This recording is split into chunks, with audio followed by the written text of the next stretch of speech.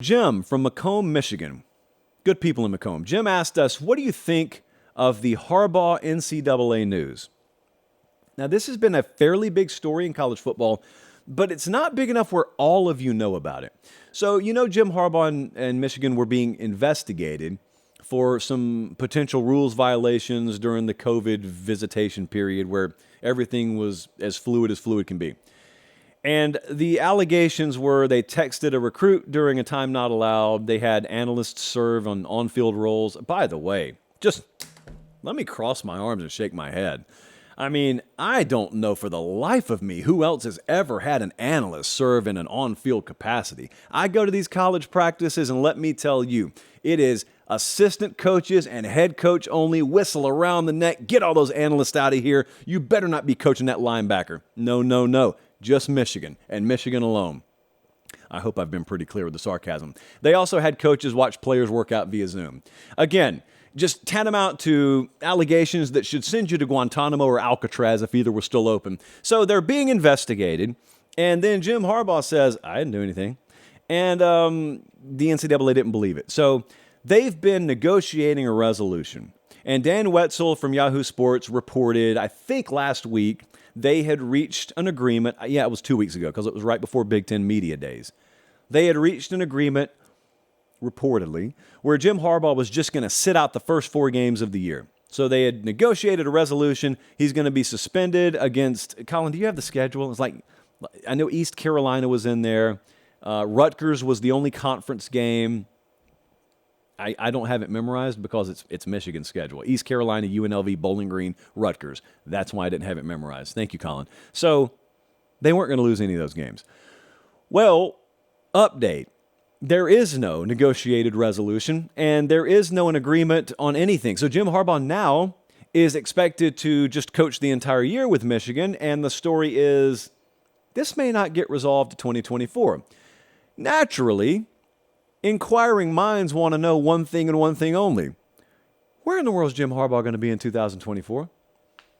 Because he tried to not be at Michigan in 2023 and 2022. Didn't matter. Or 21 and 22. Didn't matter, really, because it didn't stop him from winning the Big Ten and going to the playoff both years. But if you're like me, you don't necessarily think he's done flirting with the NFL. I think most Michigan fans understand. If you've tried it a couple of times, there's an interest in the NFL. By the way, I don't know if it's known out there or not, because I have not listened to a lot of other commentary on that. Jesse, you can tell me if I'm wrong here. Do people know that Harbaugh got offered the Denver job? Like, do people know that? Is it well known? Do people talk about that? Well, let me tell you. Harbaugh could have had an NFL job this past cycle. If you didn't already know that, I'm telling you, he could have had that Denver job. The Denver job just sucked, so he didn't want it. So I think he'll continue to flirt with it. But in the meantime, it looks like we're going to kick the can down the road on the old negotiated resolution. Oh, wait, there's not one. So now we're going to go before the COI, which is an acronym, COI, for Committee on Infractions, and they'll hand down a verdict. I like the approach. I told you from the outset, I give nothing to the NCAA. Respect included. I give nothing to them nowadays. We did a panel. The Recruiting and Personnel Symposium was in Nashville this past weekend.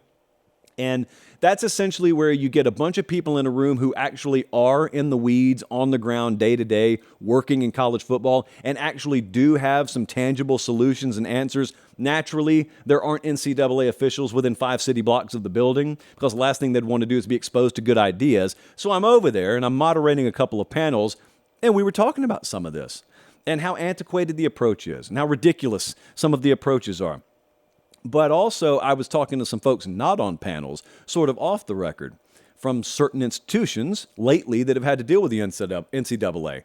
And their thoughts were, what if you didn't budge an inch? What if you lawyered up, which Harbaugh has done? Tom Mars, maybe you've heard of him. And what if you really challenged them the same way that some universities already have in the past? I am telling you, the answer is they fold like an accordion. This is not an institution with a spine. There's a reason you don't have a face of the NCAA. Charlie Baker? Charlie Baker's not running NCAA investigations. You don't know these people. You don't know them for the same reasons you really don't know a lot of people administratively who get bills passed in Congress. They're not meant to be seen. They're under the rock. Like when you pick up the rock and you turn it over. This is really mean. I don't literally mean that there are those kinds of things, but I'm telling you, these are not people who like to operate in the light. These are folks who need to stay in the shadows of college athletics. And if you put them in the light, if you really put the pressure on them, they'll fold. They'll fold. And I think that Jim Harbaugh will either find that out the easy way or it'll be irrelevant because he goes back to the NFL. But either way, I just ask you this. Imagine the conversation. Like Jim Harbaugh, knowing what you know about him and his personality, Jim Harbaugh, with his representation, is sitting in a room, and whether digitally or in person, there are NCAA investigators asking him to admit to level 1 violations. And it's almost like when Pam tried to become the office administrator when there was turnover at Dunder Mifflin, which became Sabre. She wants a raise. And she realized that as management had changed and ownership had changed, she saw a vacuum. She saw a hole, and she just said, I'm going to make the new management and ownership think I've always been the office administrator. And I'm going to tell them I make a certain amount a year, and hopefully that with all the chaos going on, they'll just believe it. And it worked for a while. But then HR started to call her out. But here's the thing about HR. They didn't have evidence.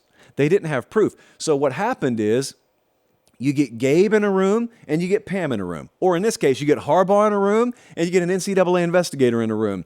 And the NCAA investigator, played by Gabe, is saying, why don't you just admit what you did? And Harbaugh, played by Pam, sort of squints the eyes a little bit. And they realize, oh, wait a second. They don't have the goods on me. They just think they know something. Well, I'm not going to admit anything. I'm not giving them an inch. And if you got something, throw it on the table. And then they get really uncomfortable because you're just supposed to play along. And Jim Harbaugh, played by Pam, is not playing along. That will probably end the same way it did for Pam. She got her job, she got her salary, and Jim Harbaugh will be fine. The end. You learned everything you need to know about NCAA procedures tonight if you're brand new to college football.